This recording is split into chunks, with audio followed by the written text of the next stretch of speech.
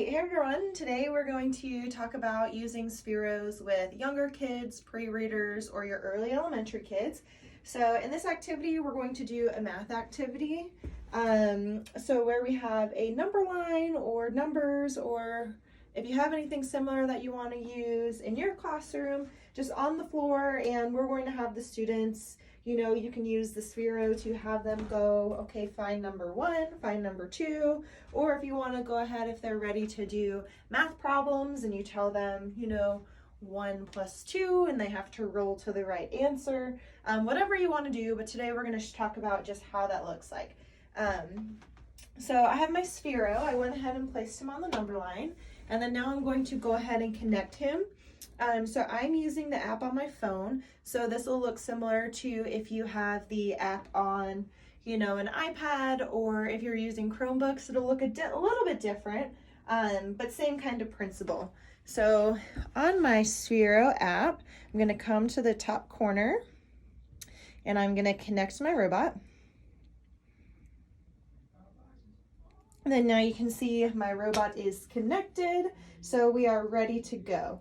So before you do an activity like this, you want to give your students a chance to play, just because learning how to drive the Sphero takes a little bit of practice, and it's kind of fun to see the robot rolling around places, so you want to give them that, they call it sandbox time, to kind of get that fun energy out before doing the activity.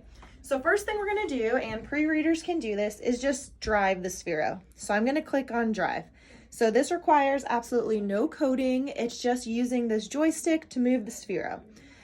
So you can change the color. So say, for example, you can say when I land on an even number, make it blue. So I make it blue. Or if you land on an odd number, make it red. Or whatever you want it to be, they can change the color. You can change the brightness of the color to no color to bright. So maybe you say, you have different students working, maybe they choose a color to represent which Sphero is theirs, whatever you want to do. You can do the speed of the Sphero, which I recommend doing it slow, because if you have it really fast, it's harder to control, which I'll show you that, it being hard to control. And then you have a joystick, so like a video game that moves the Sphero. I'm not very good at using the joystick, but if you have students who love playing video games, they're probably going to be a lot better than me, even though they're a lot younger than me. So I want to show you just kind of what the Sphero looks like going really fast. So you can give your students time to play it like that, because it is fun to watch, but then slow it down so they have more control. So I'm just going to take the joystick, and you can see I really have no control. It is kind of fast, going everywhere. So that's at the fastest speed. So I want to make sure, I like putting it kind of like right there slow. Oops, I like doing kind of slow, because I'm not really good at using the joystick. I'm much better at coding it. So since I'm not great at the joystick, I like to do slow so I can be maybe a little bit more control, or control it from there. So what you can have your students do, place it on the number line. All right, so Christy, we're going to use a joystick. So what activity should we do? What should we do with the number line? Go to an odd number. Okay, so I'm going to go to an odd number, and once I get to an odd number, what am I going to do? Turn it blue. Okay, so I'm going to go to an odd number and turn it blue. So I am not very great at the joystick. We're actually kind of refilming this because there was a blooper of me not being able to get there, and I was standing right here. So to make it a little easier, and something I learned while doing that, maybe we'll put a few seconds of the blooper in here so you guys can see how terrible I was at this. I told you guys I wasn't good at this, but we're about to get it.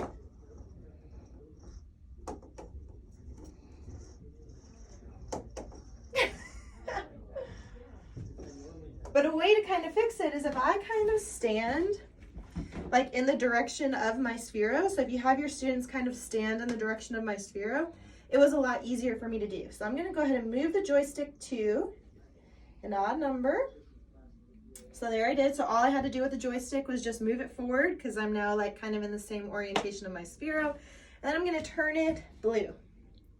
Okay, so you want to give them a chance, if they're learning numbers, maybe they're just rolling to numbers, or do you want to give me a math problem to do? What is 1 plus 3? Okay, so 1 plus 3.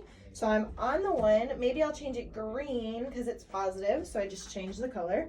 And then 1 plus 3. So we'll go 1, 2, 3 is the answer for. Yes, it is. Yay, got it correct. Would you please change that to red since you are correct? Red since I'm correct. Mm-hmm. Okay. Red since I'm Ironic, correct. right? Yeah. All right, so that's just one activity you can do with the number line with using the driving. So if your students get driving, that's good. If you want to stay on that, you totally can. If you want to take it up a notch and start programming, so we won't talk about block code yet since most of our students may not be able to read, but we can talk about getting familiar with code by drawing. So I'm going to go ahead and you can see it says programs. So I'm going to go in there and I'm going to hit that little plus. Block coding is where our older students are, where they're starting to create the code, but it does have words, so we're going to assume our students aren't there just yet. And if your students are there, you can ask the secondary teachers because they have some activities that deal with that. But we're going to draw. So this is going to allow us to it gives us a plane, and we're going to draw our code and then hit start. So we're getting used to doing programming and that level before actually coding. So I'm going to go ahead and go back to here, back to my start, and same thing with this. The drawing takes a little bit to figure out because you're trying to figure out, this plane here and the distance, but you want to do the same thing with this to where you're orienting yourself in the direction of your Sphero. So what do we want to do for this one, Christy? Move 4 paces. Okay, so I'm going to move 4 paces. So I'm at 0. So I'm going to stand over here and I'll show you what I do before I do it. So I'm going to say move 4 paces. So I'm going to just guess that's going to be 4 boxes. So 1, 2, 3, 4. So I really don't know if these boxes represent the space I have on the floor, but this is where the problem solving comes in, and students go back, and if it doesn't work, they try again to what they'll do, especially if they're doing block coding. So we're going to see if that works by hitting the start button. Okay, so did it work? It's a little too long, so maybe we need to make the line a little shorter. Okay, so it's a little too long, so maybe we need to make the line shorter. So we're going to go ahead and, oops, didn't mean to get out of that. Oops, got it, update. Okay, so we're going to go ahead and undo and edit it. So you can see I'm in 4 boxes. So maybe to try this again, maybe I will, come down to right here at the top of the 3rd box. What do you think? Instead of probably. And if you noticed, it went off the line, so if we can make it straighter, it'd probably be better. Okay, so it went off the line to the left, right? Mm-hmm. Because I can't draw straight lines. So maybe I'll try to stop it at the 3rd box and move my line more this way, more to the right. So let's see that. So I'm gonna go ahead, so you can see it's 4 boxes to the left. Can you see? Yeah. So I'll undo that and try to do 3 boxes, oopsies, a little bit to the right. So I'll redraw that. So I undo, and I'm gonna, okay. I have a big curve in there. And let's see what happens. But let's just see what happens. So I'm gonna go ahead and move my Sphero back. So this one, it says working in teams. Sphero is great for using with more than one student because you can have one person trying the code, and then you can have the other person being responsible for coming back and putting the Sphero where it needs to be. And you can also be 3 people to one person writes the program, one person moves the Sphero, and maybe that 3rd person is the mastermind of telling them what to write. So everyone has a different role to help them. All right, so it's back. We moved it a little shorter into the right. Let's see what happens. Oh, perfect. Oh, we like that. But how many? It needs to be a little longer, but that's right on the line. Okay, yeah. So we like the curve. So we can see that curve helped us a little bit more. But we're not really exactly where we wanted to be. What was the goal again? 3. Or no, I think it's 4. 4 paces. So we are now too short. So now, okay, I had it previously through the 4th line here. So maybe I'll do just a little bit more. So, and also something that you can do so your students don't forget their code, maybe you give them a piece of graph paper like this, And you have them draw as they're doing their code each time what they do, so they can refer back to what they did the previous time. And they're like, okay, this is what I did the previous time, and it was better, but it was too short. Well, the time before that, it was long enough, but it was still to the left. So kind of finding that space in between of looking at past work and fixing it. So that's called debugging the program, essentially finding what was wrong and kind of making little tweaks until it's exactly what you want. So you can see I'm not going to get the right answer right away, but that is the whole purpose of doing this. And the coding is you're not going to get the right answer right away, and that's totally fine. It's more about the process to get to where you want to go rather than the getting it right on the first try. It's having that perseverance, using those problem-solving teamwork skills to get it done and figure it out. So do we want to try one more, or do we think, okay, Yes. we'll try one more and see if we accomplish. can get it right. So this is our previous code. So do you have to erase, or can you draw from the same code? We can draw from the same code and see what happens. Honestly, I'm not really sure. Let's So try. we can see what happens. So what do we want to, how do we want to do that? You just want, don't you want to? Oh, you just want to make extend it a little bit longer. Right. Okay. I wish we can zoom in because my fat fingers can't really make this precise line. It's okay. So good thing your students will have a bigger screen and smaller fingers, so they'll be good to go. That'll be interesting to see too. If I like overlap the line, will that do anything? Or if there's a little gap, will that do anything? So let's see. Good idea. Instead of erasing the code, just adding to it. Okay, that's what I added. So Let's see what that bump does. I know, I'll be really curious to see what this bump does, and I think it's a little too long, but we'll try anyway. All right, start. Oh, so it moved it. It was too long that time. okay, that was interesting. So it seems like the bump had it change direction, but then realized it wasn't going anywhere in the other direction, and it changed back around. So that line was a little too long, so let's make it, sorry, my concentration So phase. what did you do? I erased, did backspace and made the line a little bit shorter. Okay, cool. But now it's got, this other little like Humpty Dumpty curve in it, so we'll see what that does. the Humpty Dumpty curve does. Okay. Move it back and hit start. All right, here's the Humpty Dumpty curve. Almost. Okay. Almost. So it is so almost close. there, and you can see that little curve right there. Can you see it? Mhm. Cause it to turn around and change direction. So also talking about that with students as well. So how do you change it to a different color when you're drawing? Do you just... Let's see. Let's just start it from here and see what happens. I switched the color. Will it change the color at the end?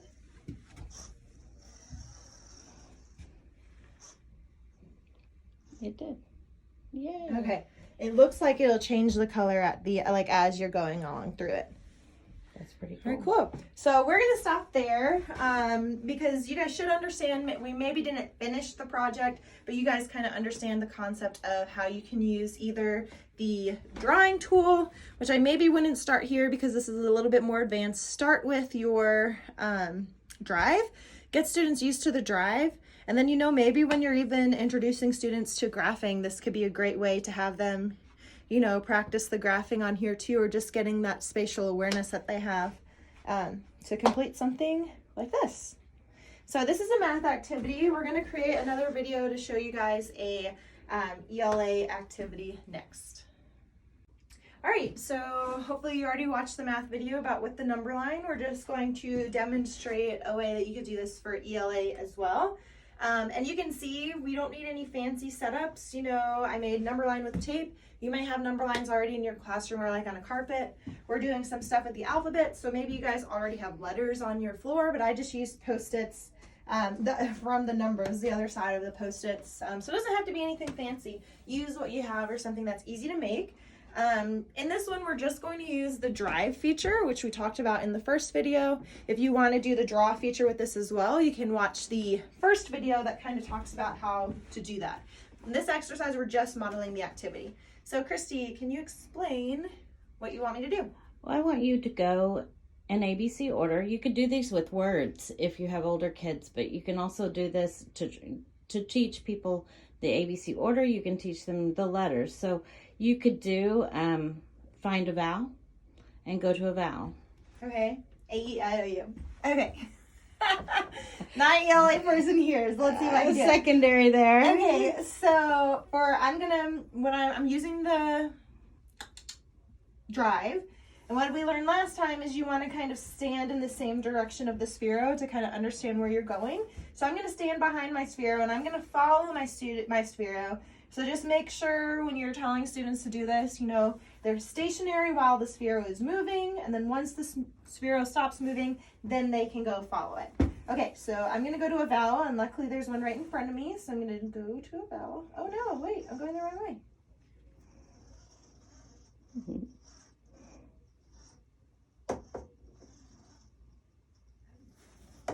Let me start this again. Go the other way. Yeah, There we go. There you go. Oop. Anyway, I like when I go to correct, I go like all the way over there instead of like just like a nice little correction.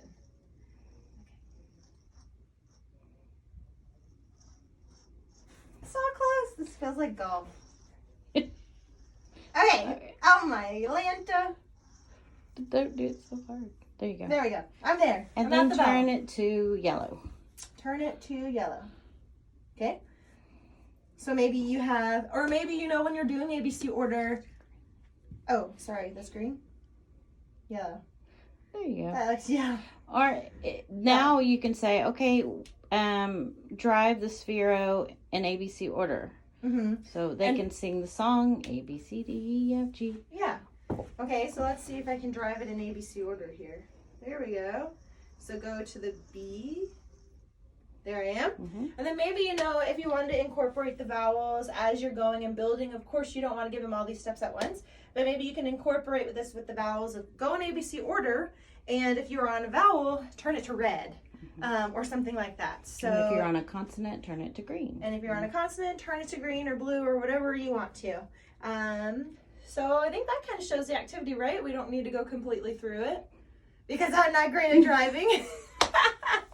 But you guys get the picture. You don't need to watch me do this. I'm not great at driving, but I promise your students will be a lot better than me because they're used to kind of doing ABC.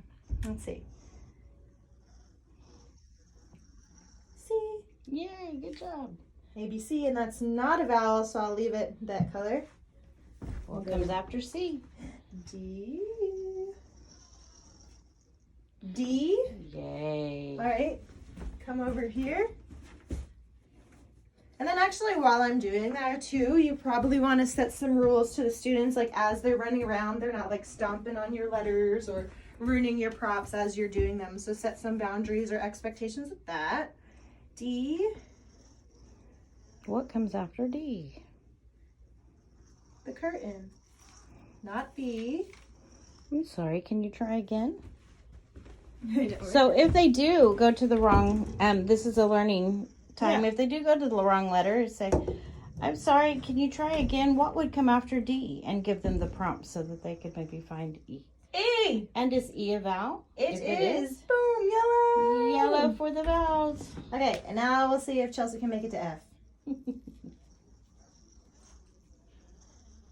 Yay, Chelsea's getting better. Okay.